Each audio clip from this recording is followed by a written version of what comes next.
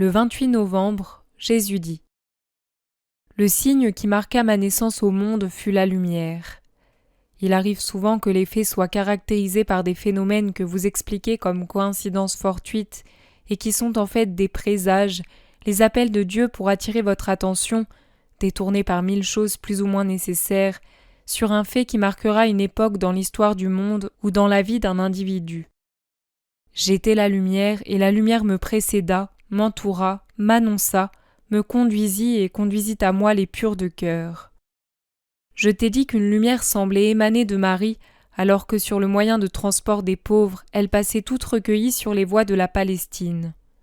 Je t'ai dit d'autre fois que celui qui a Dieu en lui-même dégage, et non seulement spirituellement, des vibrations de lumière et un parfum, puisque le trésor intérieur se répand de l'écrin vivant qui le renferme et devient perceptible aux autres. Vous dites alors : cette personne a quelque chose de spécial en dedans. Quel visage, quelle manière, celle d'un saint. Marie était la toute sainte et elle portait le saint des saints. Elle possédait donc la perfection de la sainteté humaine déjà tellement divinisée qu'elle était presque égale à celle de son Dieu. Elle possédait la perfection divine qui avait revêtu la chair en lui demandant de la nourrir de son sang vierge, de la former, d'être son refuge pendant les 9 mois de son développement d'homme. Dieu se nourrissait de Marie. L'homme-Dieu est fait de Marie, et de ma mère très suave, j'ai pris les caractéristiques physiques et morales de douceur, de bonté, de patience. Le Père m'a laissé la perfection, mais de la femme bénie qui fut mon chaste nid, j'ai voulu assumer le vêtement physique et le plus précieux vêtement moral du caractère. Marie étant la plus sainte des créatures qu'a porté la terre, la sainteté émanait d'elle, non pas comme d'un vase clos dont filtrent des molécules de parfum, mais comme d'un astre en feu qui dégage des vapeurs et des rayons d'une puissance surnaturelle. Si le Baptiste sursauta dans le sein de sa mère en recevant la vague de la grâce qui émanait de Marie et en resta sanctifié, l'émanation ayant été si puissante qu'elle avait franchi la barrière de la chair, au-delà de laquelle le fruit de Zacharie et d'Élisabeth se formait pour devenir mon évangélisateur, évangile veut dire bonne nouvelle, et Jean donna aux humains la bonne nouvelle de ma présence parmi les humains. Je ne fais donc pas erreur en le nommant mon évangélisateur, et je le dis pour ceux qui ergotent sur le mot. Ceux qui s'approchaient directement de Marie ne pouvaient ne pas en subir les conséquences. Elle laissa derrière elle un sillage de sainteté opérante, et à condition de ne pas repousser la grâce, les cœurs qui s'étaient approchés d'elle devinrent prédestinés à la sainteté. Quand on saura tout sur l'humain, vous verrez que parmi les premiers disciples du Fils de Marie, il y en a beaucoup qui eurent avec elle quelques rapports, même fortuits, et en restèrent lavés et pénétrés par la grâce qui émanait d'elle. Vous connaîtrez alors de nombreux prodiges qui furent opérés par ma toute belle et toute grâce. Marie convertit maintenant les cœurs les plus durs, et elle sauve les pécheurs les plus obstinés. Mais le cycle de son pouvoir n'a pas commencé seulement le jour où, étoile qui remonte aux cieux, elle fut élevée à se reposer de nouveau sur mon cœur et à rendre le paradis plus beau pour moi, à le rendre complet puisque désormais elle y était, cette maman que j'ai aimée infiniment et à qui je dois tout en tant qu'homme, en retour de tout ce que j'ai eu d'elle. La sanctification des peuples à travers Marie commença au moment où l'Esprit fit d'elle une mère et le Fils de Dieu prit chair dans son sein bienheureux. Joseph était saturé de cette émanation au point d'en devenir presque semblable à la pleine de grâce. Le juste pleurait des larmes bienheureuses à la joie qui l'inondait, joie mystique de celui qui contemple, penché sur un miracle de manifestation divine. Adoration et silence furent les caractéristiques de saint Joseph. Vénération respectueuse de la bienheureuse dont il était le protecteur naturel. Et amour. Le premier amour chaste entre époux, l'amour tel que devait être celui des humains selon la pensée du Créateur, était un amour sans l'aiguillon des sens et sans bout de malice. Un amour naturel et angélique à la fois, puisque selon la pensée créatrice, il devait y avoir dans l'âme d'Adam et de ses enfants la pureté angélique de l'esprit mêlée à la tendresse humaine, et telle une fleur qui s'épanouit sans péché de la tige qui la porte, l'amour devait naître chez les époux libres du ver de la luxure et donner des enfants à de chastes couches conjugales. Être chaste ne signifie pas s'interdire l'union conjugale. Cela signifie l'accomplir en pensant à Dieu, qui fait de deux animaux pensants deux créatures mineures, et tout comme Dieu créa le mâle et la femelle sans mettre la pensée du mal en eux, et il ne mit pas dans leurs pupilles la lumière de la chair pour dévoiler la chair aux innocents, ainsi les époux devaient faire du mariage une sainte création, égayée par des berceaux, mais point souillée par la luxure. L'époux honnête et saintement amoureux cherche à devenir semblable à l'autre époux, puisque celui qui aime tend à assumer la ressemblance de l'être aimé, de sorte que le mariage bien compris est une élévation réciproque, car personne n'est complètement perfide, et il suffit que chacun des deux s'améliore sur un point, prenant pour exemple ce qu'il y a de bon dans l'autre, pour monter l'escalier de la sainteté en compétition l'un avec l'autre. La sainteté conjugale et individuelle est comme une plante qui pousse une branche plus haute que la précédente et monte vers l'azur. Aujourd'hui, c'est une vertu. Demain, il en bourgeonne une autre, plus haute, et à partir des vertus humaines de tolérance réciproque, on monte au sommet de l'héroïsme surnaturel.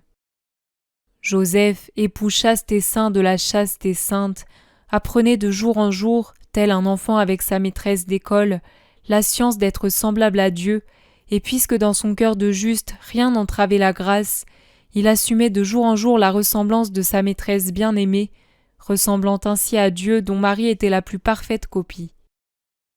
Au cours de la sainte nuit, Joseph, alors qu'il priait avec une telle intensité qu'il était parvenu à s'entourer d'une mystique barrière qui isolait l'âme de l'extérieur, fut tiré de son oraison par la lumière. Dans la grotte, éclairée au début uniquement par un petit feu de brindilles qui déjà languissait par manque d'alimentation, s'était diffusée une lumière paisible, laquelle augmentait graduellement comme un clair de lune quand l'astre, d'abord voilé par des nuages, s'en libère et descend directement à argenter la terre. Marie se tenait dans cette luminosité, encore agenouillée, puisque je naquis pendant qu'elle priait, mais appuyée sur ses talons. C'était Marie qui, avec des larmes et des sourires, embrassait ma chair de nouveau-né. Même en ce moment-là, elle eut peu de mots, Joseph, comme d'habitude, et la présentation à son époux du fruit de ses entrailles saintes. La famille était la première à être rachetée par Dieu. Reconstruite telle que Dieu l'avait conçue, deux personnes qui s'aiment saintement et qui saintement se retrouvent penchées sur le berceau d'un nouveau-né, et dans le baiser qu'elles échangent au-dessus de ce berceau, il n'y a aucune saveur de luxure, mais une gratitude mutuelle et la mutuelle promesse de s'aimer d'un amour réciproque qui aide et réconforte. Quand les premiers bergers entrèrent, ils trouvèrent les deux saints ainsi unis par l'amour et l'adoration, et Joseph, homme d'âge mûr, semblait être le père de la Vierge et du petit enfant, tant était apparente en lui cette tendresse dénuée de désirs charnels qu'on ne voit malheureusement que dans le regard d'un père. La lumière était désormais sur la terre, et des cieux ouverts, la lumière descendait par vagues d'anges, annulant de sa splendeur paradisiaque la luminosité des astres dans la nuit sereine. Elle ne fut point perçue par les savants, les riches, les rassasiés de plaisir, mais elle fut comme une diane pour les humbles travailleurs qui accomplissaient leur devoir. Le devoir est toujours sacré, quel qu'il soit. Le devoir du roi qui signe les décrets n'est pas plus noble que celui du paysan qui laboure la terre ou du madrier qui veille sur son troupeau. C'est le devoir, c'est la volonté de Dieu. Il est donc toujours noble.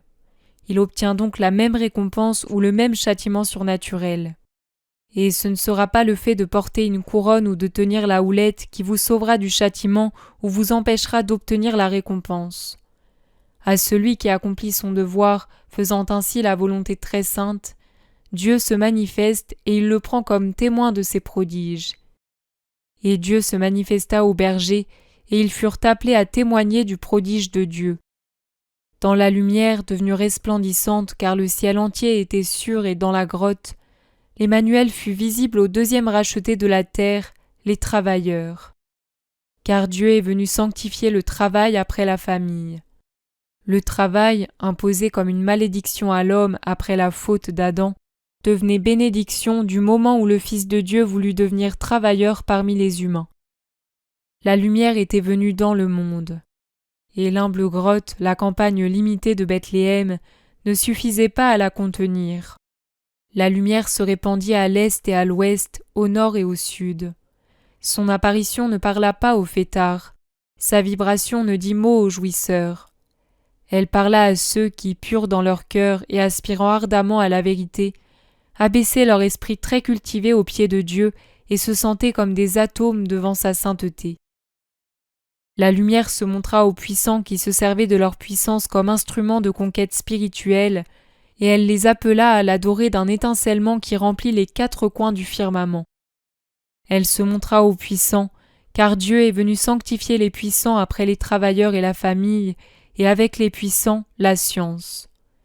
Mais Dieu ne se manifeste pas aux puissants mauvais et aux savants athées pour les couvrir de bénédictions, mais à ceux qui font du don de la puissance et de la science un moyen d'élévation surnaturelle et non d'abus de pouvoir et de négation. Dieu est aussi roi des rois, et Dieu est aussi maître des maîtres. La lumière trouva de nombreux maîtres sur terre, mais la lumière devint un appel seulement pour les maîtres désireux de Dieu. C'est toujours comme ça. La grâce opère là où se trouve le désir de la posséder, et plus le désir est vif de la posséder et d'être possédée, et plus elle opère jusqu'à devenir parole et présence. Guidés par la seule chose qui est digne d'indiquer le chemin vers Dieu, la lumière, les puissants vinrent de contrées éloignées devant le roi des rois, le premier groupe du nombre infini de ceux qui, au cours des siècles, entreprendraient la marche mystique pour aller vers Dieu. Non pas les puissants de Palestine, ceux qui se croyaient les dépositaires des secrets et des décrets de Dieu, et ces décrets et secrets leur étaient incompréhensibles, car il n'y avait pas de sainteté en eux, et les signes du ciel et les paroles du livre n'étaient que de simples météores et de simples paroles sans plus de signification surnaturelle, non pas les puissants de Palestine, mais ceux venus de loin. J'étais venu comme lumière dans le monde, lumière pour le monde, lumière au monde, j'appelais le monde à la lumière, le monde entier. Et je l'appelle sans cesse depuis 20 siècles. Sur vos ténèbres, je n'arrête pas de faire resplendir ma lumière. Si vous saviez vous élever outre la barrière de brouillard que vous avez répandue sur le monde, vous verriez le soleil divin toujours resplendissant et bienveillant pour les humains, tous les humains. Et il ne faut pas vous surprendre si désormais ceux qui sont les plus éloignés de la Rome catholique vous précèdent. Gaspard, Melchior, Balthazar, chevauchant leurs patients chameaux, vinrent de 3 points de la terre vers la lumière du monde que les compatriotes du Fils de Marie ne virent pas. De l'Afrique, de l'Asie, de l'hémisphère austral, des gens viennent à la croix que vous avez rejetée, et ils vous surpasseront. Au dernier jour, quand le temps et l'humanité seront illuminés sur chaque point et de tous côtés, on verra le vide ingrat que vous, catholiques depuis des siècles, aurez laissé, alors que les autres, idolâtres et hérétiques, fascinés par le Christ, Seigneur saint, seront afflués avec leur âme faite vierge par la grâce. Que de mouvements ténébreux dans le monde civilisé! C'est votre honte et votre châtiment.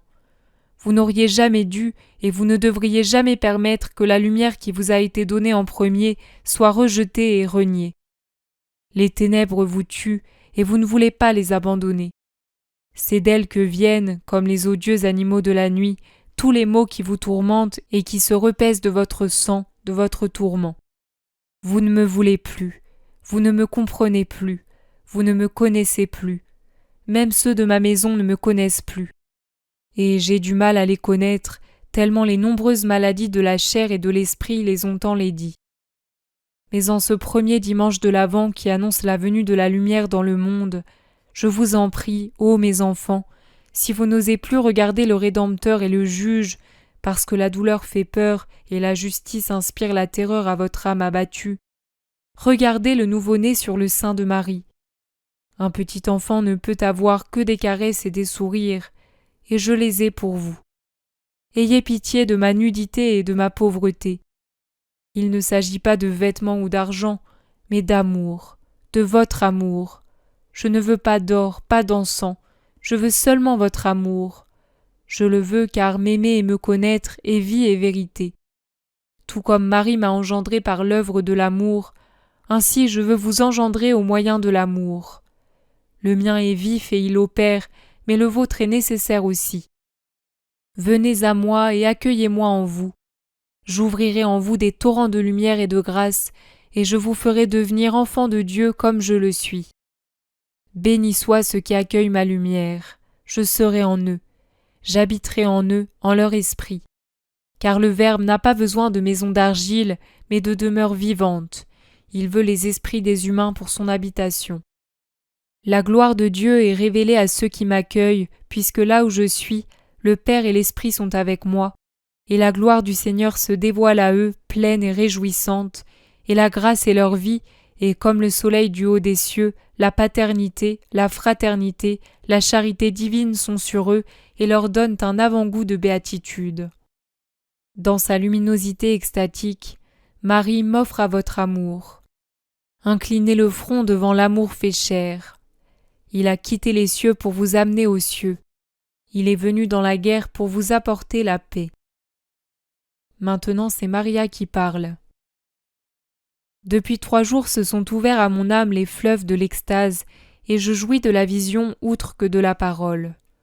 Mon âme est blancheur éclatante et lumière, car la blancheur de la Vierge Marie et la lumière sont en moi. Gloire à Dieu pour sa bonté qui accorde à sa servante de voir ce qu'ont vu les anges et qui inonde mon âme de sa paix. La radio diffuse en ce moment l'Agnus Dei de la messe du dimanche. Mais moi, j'ai vu l'agneau nouveau-né dormir sur les genoux de la blancheur immaculée, et il est plus beau que la plus belle musique.